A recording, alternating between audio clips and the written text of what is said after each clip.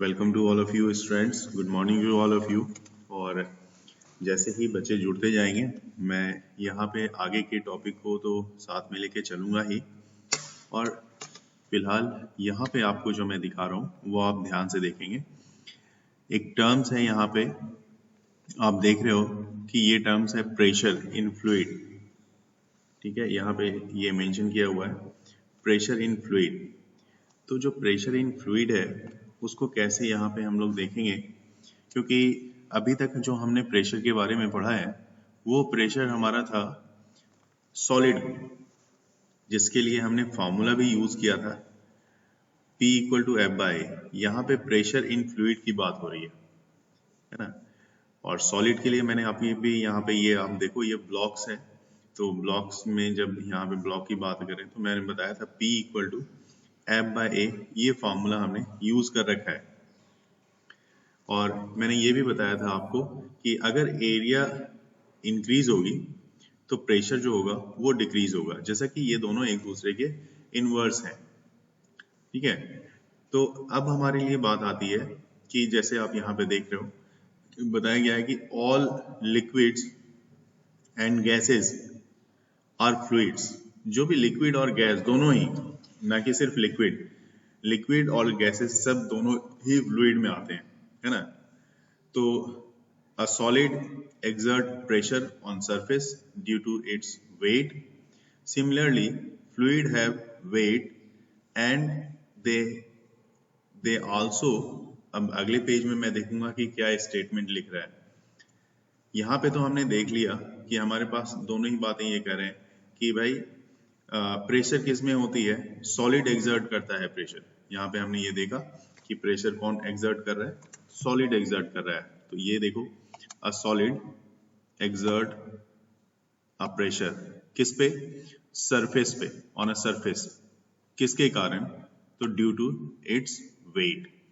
उसी तरह से यहाँ पे fluid have weights and they have also exert pressure, right ना, वो भी एक प्रेशर एक्सर्ट करता है। तो यहाँ पे उस प्रेशर की भी बात करेंगे हम लोग। दूसरे पेज में आते हैं, अगले पेज में, तो पेज की बात करते हैं और वहां पे आपको मैं दिखाना चाहूंगा। ये देखिए, इसके बाद का अगला पेज जो हमारे लिए है। Hello sir. यस बेटा, है ना, कि वहां पे जो सॉलिड है वो क्या करता है, प्रेशर एक्सर्ट करता है। तो वहां पे जो कंटिन्यू कर रहा हूं मैं उसी पार्ट को, तो फ्लूइड भी एक्सर्ट करता है प्रेशर को on the base of the wall of the container in which they are enclosed. जो भी लिक्विड है, चाहे वो गैस हो, है ना, जैसे आपके घर में एलपीजी गैस है तो उसको भी कंप्रेस करके रखा गया है, और कंप्रेस करने के कारण वो लिक्विफाइड हो गया है तो वो गैस ही। तो वो क्या करता है, गैस के कंटेनर, जो गैस जिस कंटेनर का बना हुआ है, चाहे वो मेटल का, आयरन का बना हुआ हो या जिस भी चीज का बना हो, उसके सरफेस पे वो क्या करता है, जिसके थ्रू वो उसके अंदर वो इनक्लोज होता है, चाहे एयर के फॉर्म में हो या जिस फॉर्म में हो, उस पे वो अपना प्रेशर एक्सर्ट करता है। Pressure exert in any confined mass of fluid is transmitted undiminished in all direction। इसके बारे में मैं आपको यहाँ पे एक बात बताऊंगा, क्योंकि ये चीज यहाँ पे बहुत हद तक मेंशन नहीं है। आप यहाँ पे, मैं एक चीज आपको यहाँ पे जरूर शेयर करना चाहूंगा कि देखिए, जिस तरह से यहाँ पे लिखा गया है pressure exerted in any confined mass, जो भी मास ऑफ लिक्विड ली हुई है उस कंटेनर में, उसमें जो प्रेशर होती है वो ट्रांसमिट होती है undiminished in all directions. Her direction में इक्वल प्रेशर लगता है, इक्वल प्रेशर लगता है, बात समझेंगे। और इसको हम लोग बोलते हैं, अगर आपने नाम सुना होगा साइंटिस्ट का, तो इसको बोला जाता है पास्कल्स लॉ। पास्कल्स ने इस लॉ के बारे में बताया था कि भाई प्रेशर जो है वो अनडिमिनिश्ड हर डायरेक्शन में वो क्या होता है, डिस्ट्रीब्यूट होता है। तो उसको बोला था उन्होंने पास्कल्स लॉ। वहां पे आप बेटा अपना लिखोगे, वहां पे this one is Pascal's law, तो आपको ध्यान में रहेगा। इसका मतलब आपको मैं थोड़ा सा ब्रीफ में समझाना चाहूंगा कि अगर मान लो कोई कंटेनर अगर आप लेते हो, इस तरह का कोई कंटेनर ले लिया और इसमें आपने लिक्विड डाल दी, ठीक है। तो लिक्विड के लिए मैं यहाँ पे दूसरा कलर मैं ले लेता हूँ, आपको थोड़ा अच्छा लगेगा देखने में। तो ये यहाँ पे मैंने लिक्विड डाल दी। अब ये जो लिक्विड है, ये लिक्विड क्या करता है, हर जगह इक्वल प्रेशर लगाता है। इक्वल प्रेशर हर जगह लगाने का मतलब ये कि इसमें अगर आप देखोगे तो ये क्या करेगा, वॉल के इस सरफेस पे जितना प्रेशर लगाएगा लेफ्ट साइड पे, उतना ही राइट साइड पे, उतना ही नीचे, उतना ही इस तरफ। लेकिन यहाँ पे एक कंडीशन होती है कि liquid must be ideal.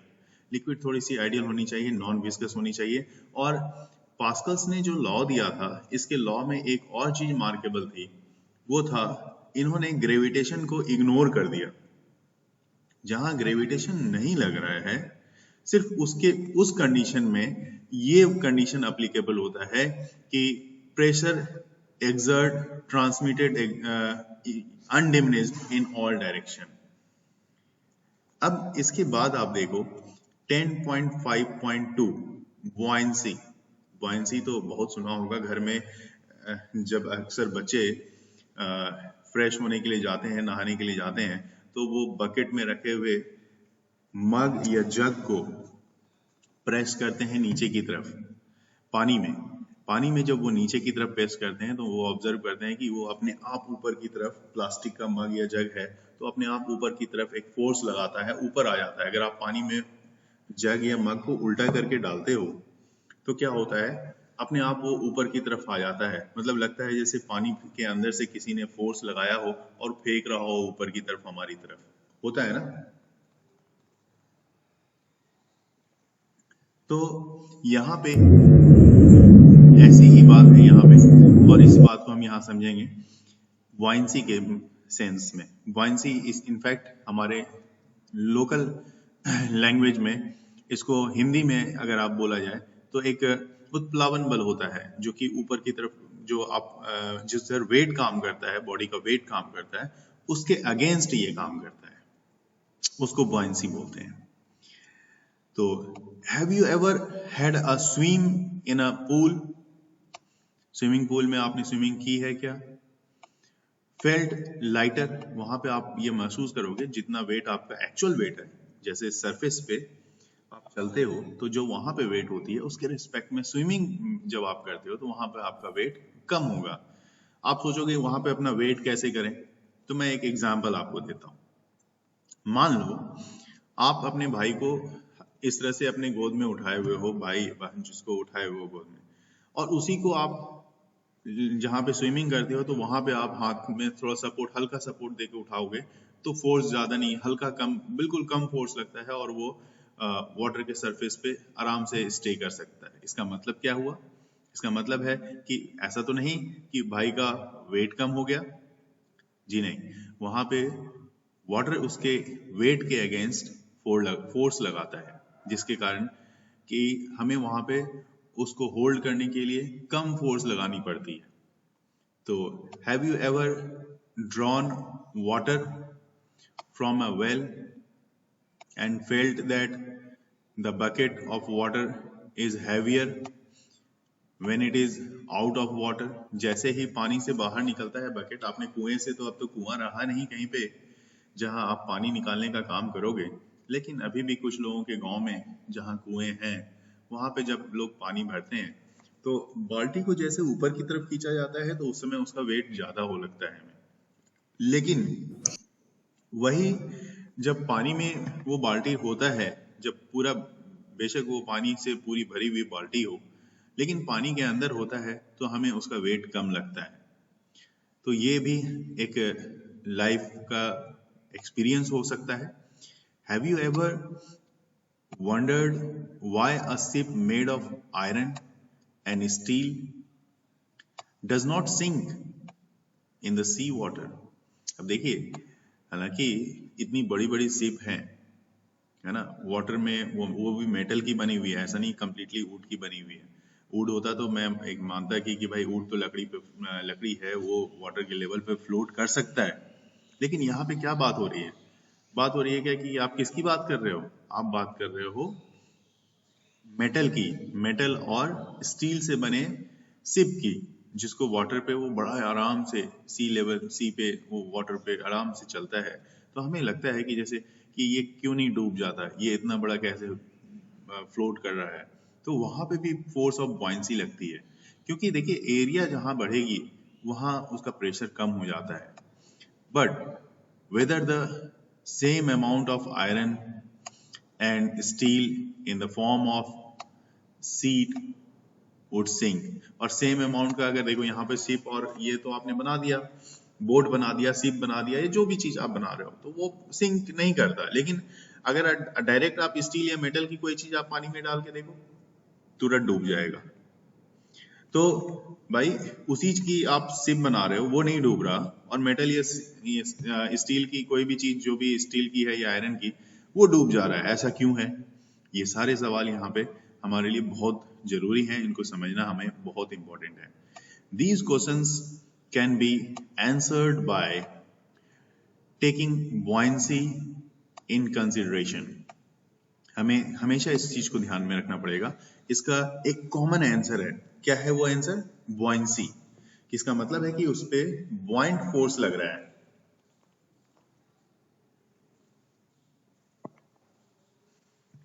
Late us understand the meaning of buoyancy by doing an activity. कुछ एक्टिविटी करके यहाँ पे हमें बुआइंसी को समझने के लिए बोला जा रहा है कि आप कैसे बुआइंसी को समझेंगे। तो देखिए यहाँ पे लिखा हुआ है एक्टिविटी 10.4। कौन सी एक्टिविटी है? आइए बात करते हैं उस एक्टिविटी के बारे में। ये देखिए 10.4 की एक्टिविटी है और इसके बारे में हम लोग बात करने जा रहे हैं। देखिए यहाँ पे क्या कहा रहा है, ये क्या कह रहा है? कह रहा है, पहला पॉइंट है आपका, first point, take an empty plastic bottle. Plastic की बॉटल, चाहे कोको कोला की हो, पेप्सी की हो, ठीक है, वो बॉटल आप ले लो, या और भी किसी चीज की हो। Close the mouth of the bottle with an alright stopper. Stopper लगा दीजिए, या फिर अच्छे से उसका जो उसकी लीड जो होती है, उसका जो ढक्कन होता है, उसको अच्छे से टाइट कर दो ताकि उसके अंदर पानी जाए ही ना। Put it in a bucket filled with water. ठीक है, एक बकेट ले लो जिसमें पानी भरी हुई हो। You see that the bottle floats. अब बॉटल वहां पे फ्लोट्स हो रहा है ना, ये आप वहां पे ऑब्जर्व करोगे। उसी तरह से सेकेंड पॉइंट आप देखो, एक्टिविटी कर रहे हो, नेक्स्ट पॉइंट भी देखते हैं हम लोग। नेक्स्ट पॉइंट में क्या बताया गया? कह रहा है push the bottle into the water. अब वाटर को आप, जो बॉटल है ना आपकी, उसको वाटर के अंदर पुश करने की कोशिश करो। You feel an upward push. जैसे कि मैंने बताया था, जग या मग को आप पानी के अंदर आप पुश करते हो तो लगता है नीचे से कोई सी ने उस पर उल्टा अपोजिट डायरेक्शन में फोर्स लगाया। Try to push it further down. फिर से और कोशिश करो कि वो और नीचे की तरफ जाए। You will find it difficult to push deeper and deeper. उसके बाद आपको थोड़ा सा डिफिकल्ट तो है, लेकिन थोड़ा सा फोर्स और ज्यादा लगाना पड़ सकता है। जैसे कि ऊपर में आपने शुरू में फोर्स लगाया, और अगर आप उसको डीप में ले जाना चाहते हो तो थोड़ा और ज्यादा फोर्स लगाना पड़ेगा। This indicates that water exert a force on the bottle in the upward direction. The upward force exerted by water goes on increasing as the bottle pushed deeper till it's completely immersed. जब तक आप उसको अंदर तक last तक ना emerge कर दो, तब तक आप क्या ऑब्जर्व करते हो कि बॉटल पे बहुत ज्यादा फोर्स लगा रहा है। जैसे जैसे आप नीचे की तरफ जाओगे, वहां पे और ज्यादा वहां पे आपको फोर्स लगता हुआ दिख रहा होगा। Third point, no, release the bottle, it bounces back to the surface. जैसे ही छोड़ा, वो क्या हो गया? बॉटल आपका सरफेस पे आ जाता है। ऐसा ही तो होता है। अब फोर्थ पॉइंट आप देखोगे, does force due to the gravitational attraction of the earth acts on this bottle? क्या ग्रेविटेशनल फोर्स लग रहा है क्या इस पे?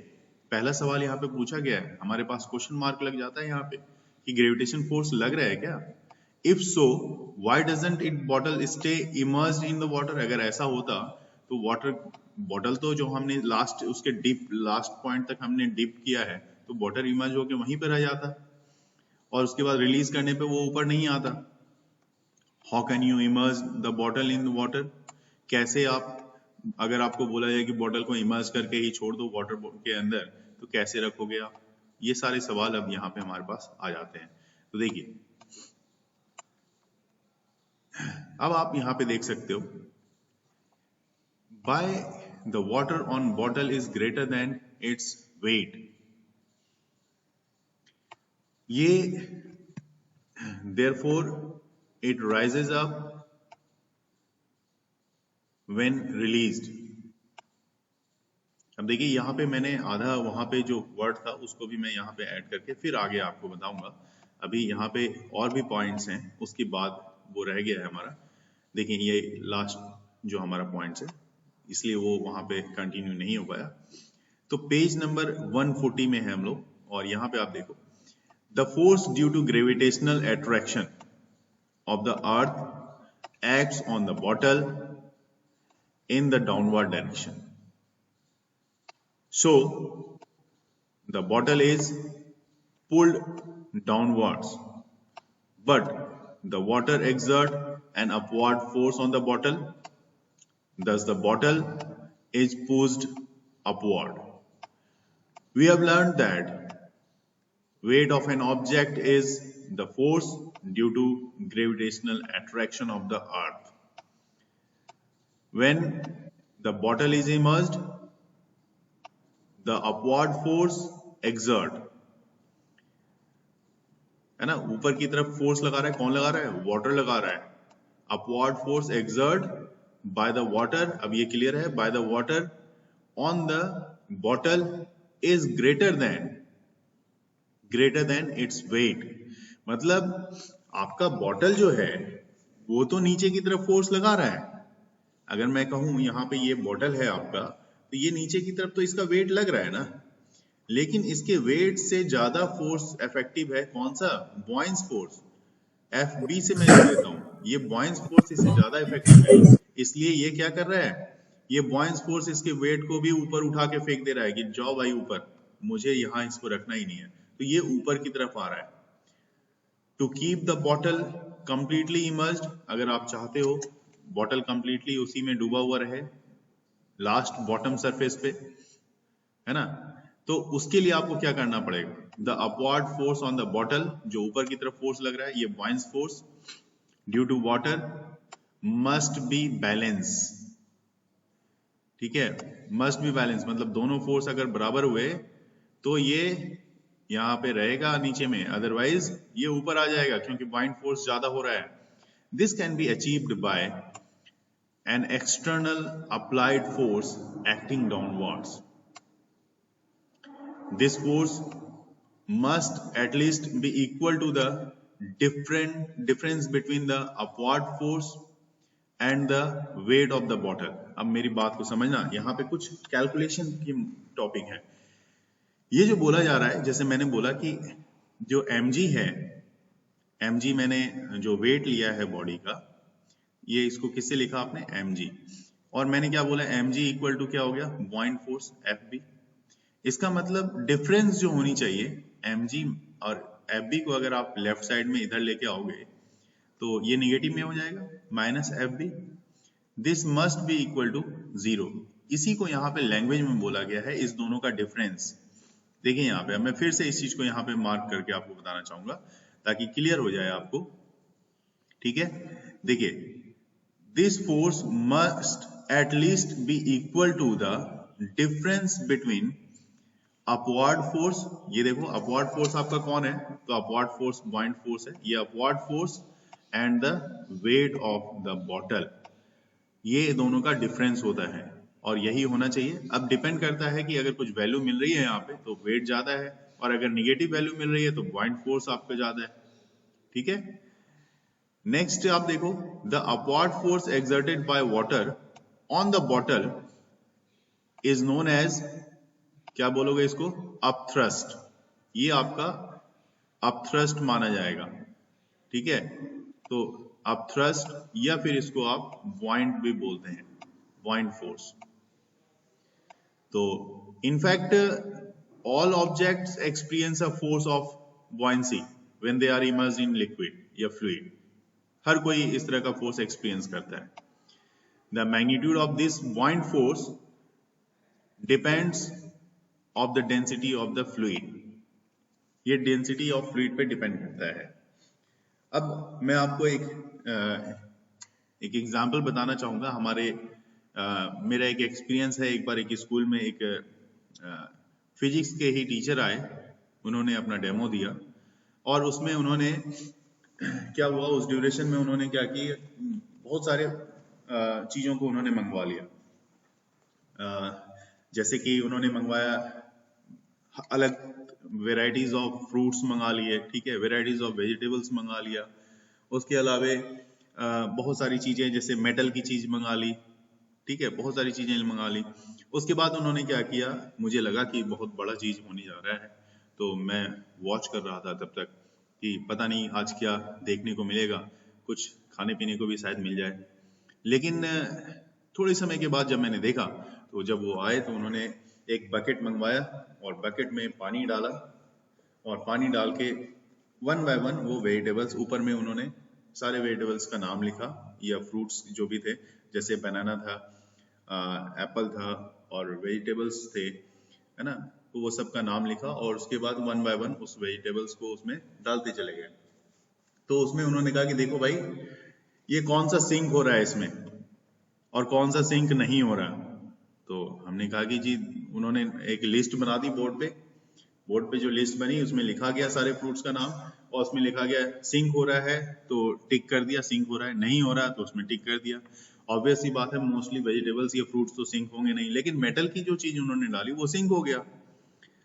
तो उन्होंने कहा कि इसका मतलब ये है कि इसकी डेंसिटी, जो मेटल की डेंसिटी है जो हमने लिया हुआ है, वाटर की डेंसिटी से ज्यादा है, तभी ये सिंक हो रहा है। बाकी जितने भी वेजिटेबल्स हैं, जितने भी फ्रूट्स हैं, उसकी डेंसिटी वाटर की डेंसिटी से कम है, इसलिए वो सिंक नहीं हो रहा। और इसका मतलब यहाँ पे फोर्स ऑफ बुऑयंट जो है वाटर का, इसके वेट से ज्यादा एक्सपीरियंस हो रहा है, इसलिए वो फोर्स ऑफ बुऑयंट उसको सिंक करने नहीं दे रहा। मैंने सोचा था बहुत बड़ा चीज एक्सपेरिमेंट होगा, लेकिन कुछ खाने को भी नहीं मिला और कुछ काम भी नहीं हो पाया। बाय द वे, अब हम लोग अगले पॉइंट पे आ रहे हैं और आप पॉइंट देख रहे हो हमारा 10.5.3। Why objects floats or sink when placed on the surface of water? क्यों ऐसा होता है? तो देखो, एक तो मैंने अभी आपको एग्जांपल बताया ही था, लेकिन फिर भी एक और एक्टिविटी हमें यहाँ पे करने का मौका मिल रहा है। ये एक्टिविटी है एक्टिविटी 10.5। इस एक्टिविटी में हम देखेंगे कि ऐसा क्या होता है। कह रहा है, take a beaker filled with water, take an iron nail and place it on the surface of the water. Obvious ही बात है, ये सिंक हो जाएगा। Observe what happens. अब क्या ऑब्जर्व करना, आपको तो सब कुछ पता है, अभी मैंने एक एग्जांपल भी बताया था। तो चलिए, यहाँ पे बता भी रहा है ये कि भाई आपका जो नेल है वो सिंक कर जाएगा। The nail sink, the force due to gravitational attraction of the earth on the iron nail pulls its downward। Iron nail को बेचारे ने पुल कर लिया अर्थ ने, ग्रेविटेशनल फोर्स के कारण वो सिंक कर गया। There is an upthrust of water on the nail। Upthrust तो लग रहा है, लेकिन अपथ्रस्ट क्या है, उसका कम होगा। अपथ्रस्ट की जो मैग्नीट्यूड होगी वो कम होगी, which pushes it upwards। उसको पुश भी किया बेचारे ने ऊपर की तरफ, but the downward force acting on the nail, this one is greater, है ना, greater than the upthrust force of the water on the nail, so it sinks। तो अब हमें ये पता लग गया कि ये सिंक क्यों किया, ये तो हम अच्छी तरह से समझ चुके हैं। और अब देखते हैं, शायद कुछ एक्टिविटी और भी मिले, लेकिन यहाँ पे पेज 140 तक हमने देखा, ये एक लास्ट एक्टिविटी थी जो हमने यहाँ पे देखा। ठीक है, अगले पार्ट को देखते हैं।